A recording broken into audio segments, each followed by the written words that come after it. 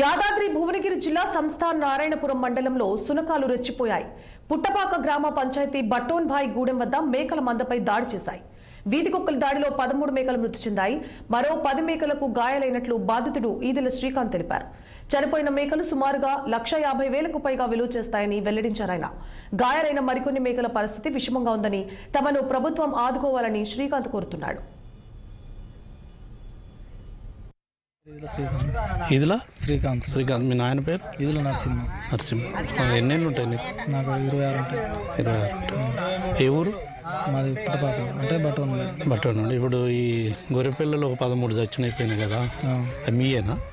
ఏం జరిగింది చెప్పు. 11 ఇంటికి అప్పుడు అయినట్టుంది.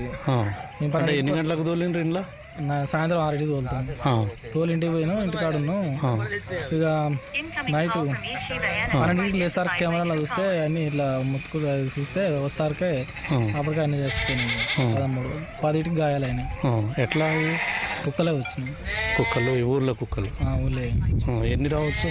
4 ఉన్నాయి. తర్వాత వచ్చి చూసావు? 13. ఎన్ని చనిపోయినాయి? 13 చనిపోయినాయి, 10కి గాయాలైనాయి. అంతే కదా. అవి కూడా ఎట్లా అయితే తెలియదు మరి. కొన్నిటికి పక్కలు మొత్తం ఎంత నష్టం జరిగింది? 1,30,000 దాకా. 1,30,000.